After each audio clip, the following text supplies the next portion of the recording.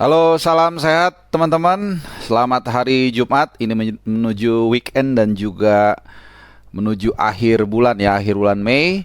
Dan sebelum gua membahas mengenai topik di video gua kali ini, kita akan bahas AC Milan kali ini. Gua akan mengupas abis soal AC Milan yang berhasil keluar sebagai Scudetto musim ini dari lubuk hati yang paling dalam, dari rasa ketulusan hati, gue ingin mengatakan kepada lu semua, khususnya yang banyak menonton dan memberikan komen di video gue terakhir terkait dengan keberhasilan Roma menjuarai Conference League.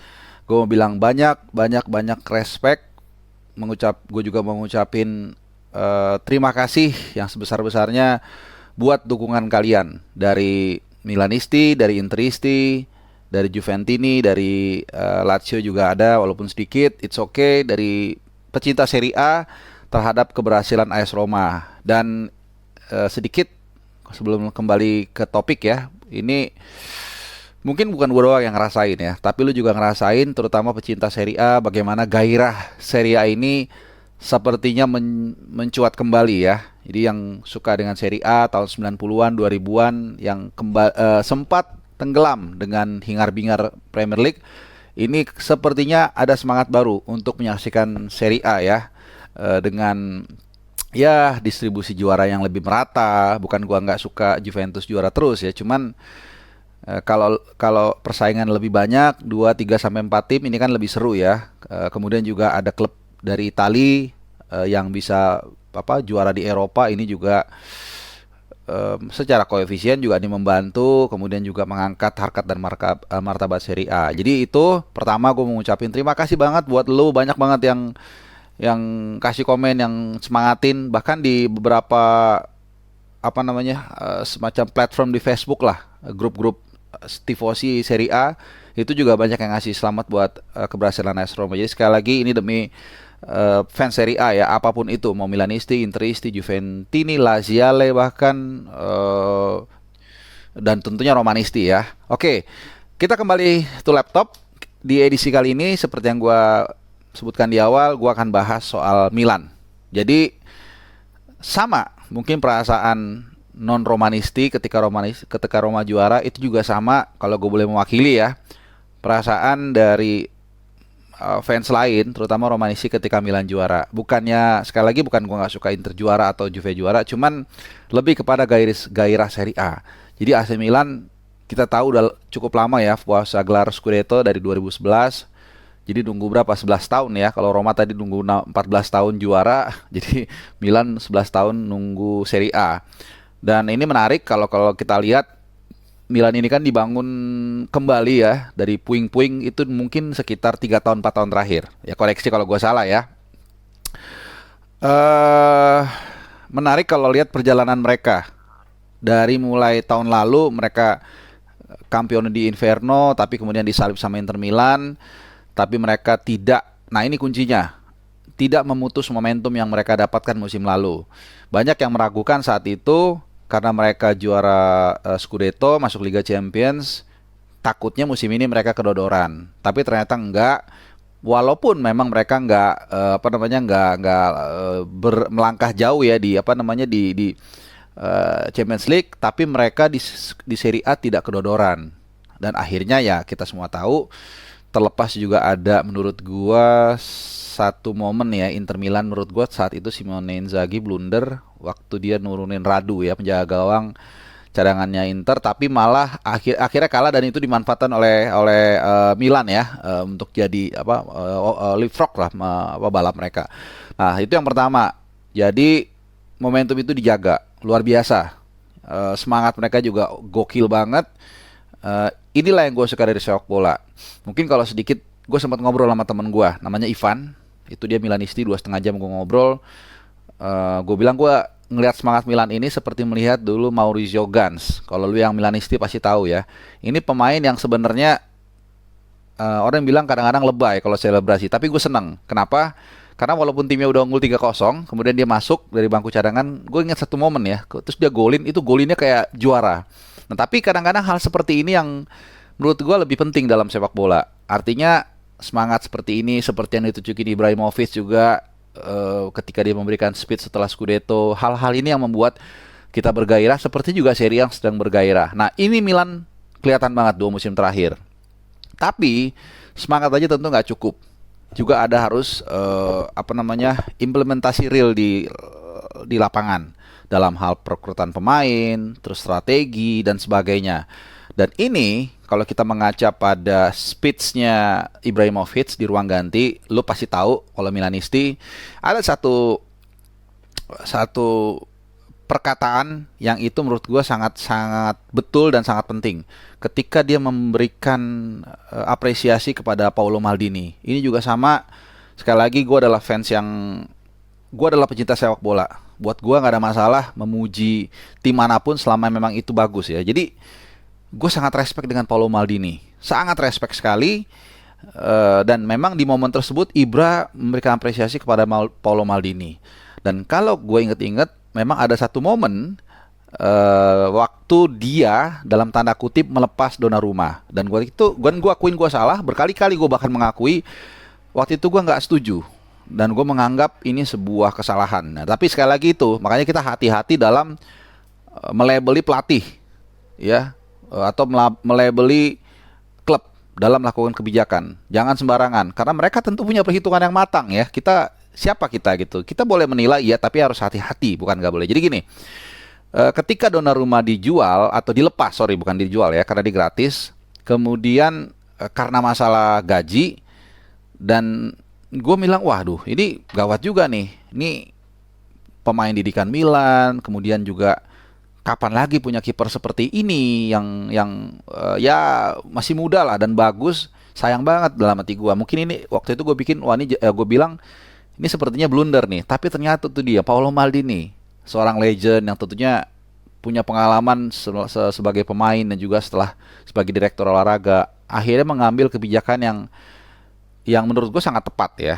Artinya dia tahu saat itu kondisi keuangan AC Milan dan banyak klub-klub di dunia, khususnya di Eropa, kecuali mungkin PSG dan City ya, yang mengalami kesulitan keuangan. Cash flow mereka terpukul, bahkan tanpa pandemik, ditambah pandemik lagi. Dan akhirnya ya itu tadi, ada prinsip yang gue juga setuju ya. Artinya kalau dalam hidup lu mentok, memang benar-benar udah mentok, ya jangan dipaksakan. Itulah maka ada kata menurut gue ya ikhlas. Jadi ya lu oke, kalau mentok lu belok kiri atau belok kanan, cara jalan lain, gak usah dipaksain. Dan itu yang dilakukan Maldini. Dengan dia akhirnya mendatangkan Mike Maignan. Dan waktu itu gue sama juga mengkritik, siapa nih orang? Ya gue tahu lah di Lille dia bawa juara, bagus dan sebagainya. Tapi itu dia, karena mereka adalah orang yang lebih paham, mereka tahu pemain ini punya kapasitas. Dan terbukti bagaimana pemain yang satu ini sangat luar biasa, paling banyak mencatatkan clean sheet ya di Serie A kemarin dengan 17 kali dari 32 pertandingan. Karena 6 pertandingan lain itu yang turun si Tatarusano ya. Dan dari 6 pertandingan itu Tatarusano hanya 1 clean sheet. Jadi dari 32 pertandingan yang dijalani Maignan, 17. Jadi lebih dari 50% tuh clean sheet ya. Ini menurut gue satu torehan yang luar biasa. Dan Milan itu paling sedikit kebobolan, cuma 31 kali, sama dengan Napoli. Nah, ini yang akhirnya seperti snowball effect dari semangat yang di maintain oleh Pioli dari tahun lalu, kemudian pembelian pemain yang bijak oleh Paolo Maldini, termasuk juga dilepasnya Hakan Çalhanoğlu. Kalau Çalhanoğlu tidak dilepas, mungkin Rafael Leao tidak secemerlang musim ini, karena posisinya agak mirip kan, attacking midfielder. Jadi kembali lagi tadi soal pertahanan dulu deh sebelum kita ke Leao. Dan lu lihat bagaimana Milan menjadi salah satu tim yang bukan salah satu tim lah, karena sama Napoli mereka share pertahanan yang terbaik, 31 kali kebobolan. Jadi dibenahi. Ada masalah yang memang harus diambil penyelesaiannya, tidak mudah ya melepas pemain akamsinya Milan lah.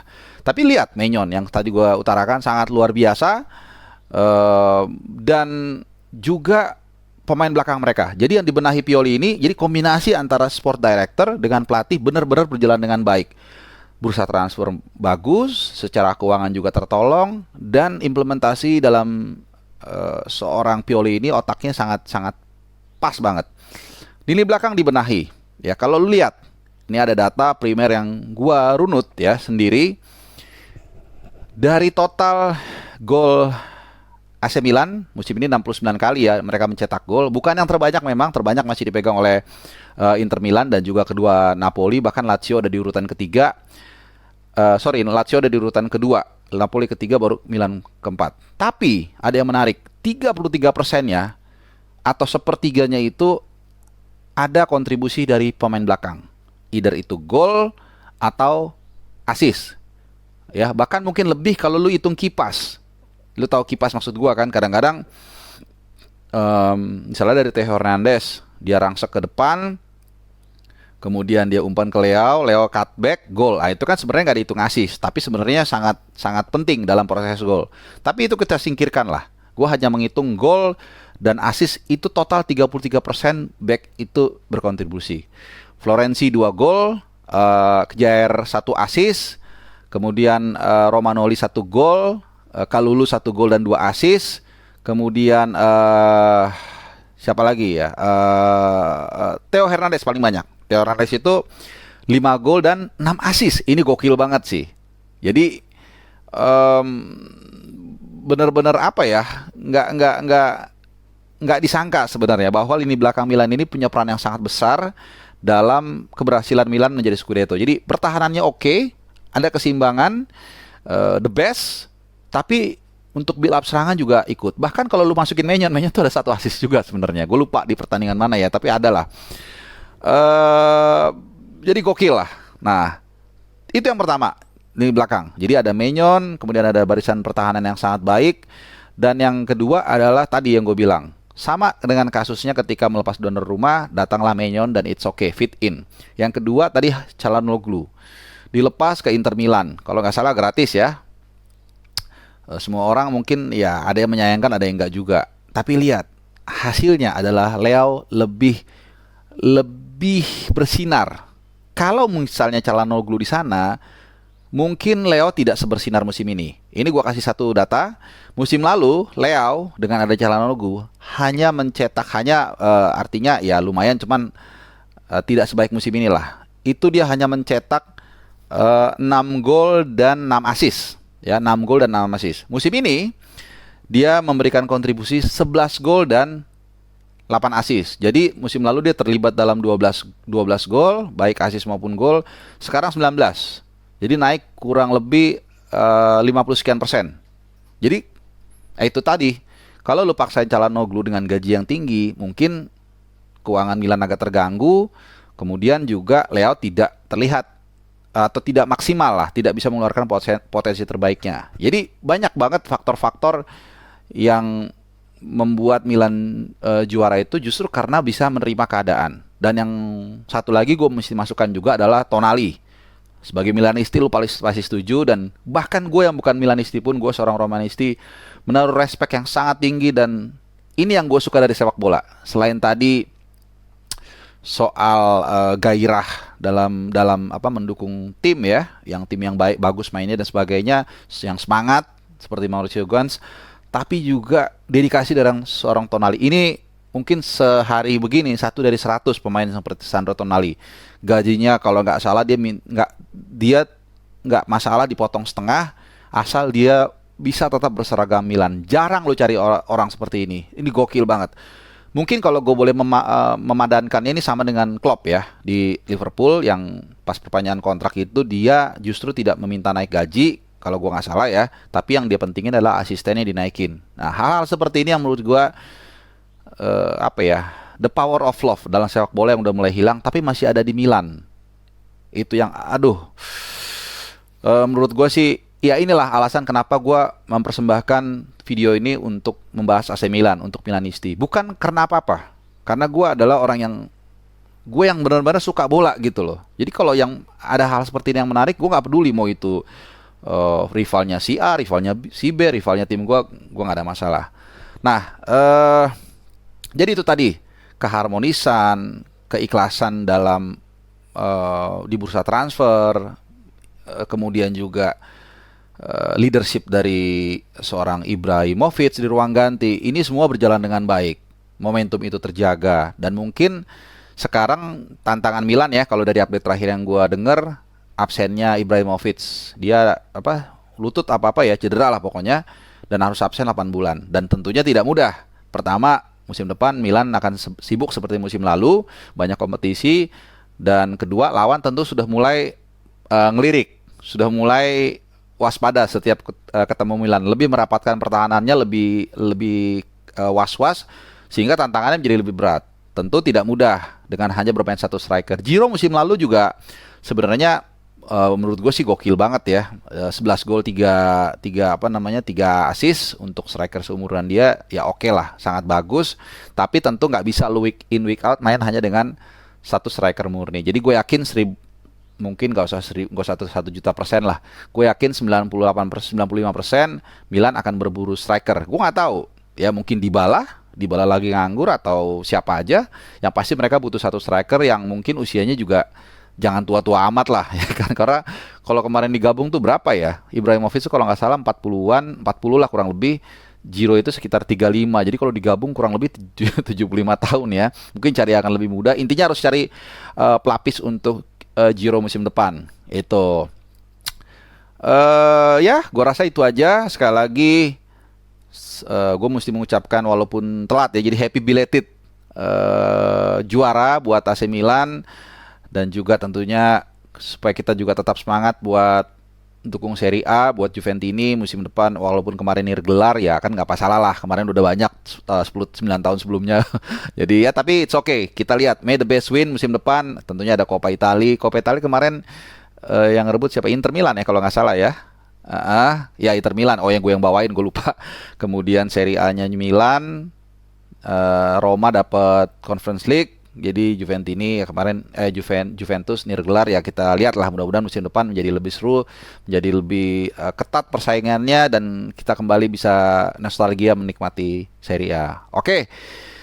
Sampai di sini video gua kali ini, persembahan untuk AC Milan, untuk juga secara umum tifosi seluruh Serie A. Semoga kita semakin melihat seri yang seru, tapi pesan gua buat lu tetap jaga kesehatan.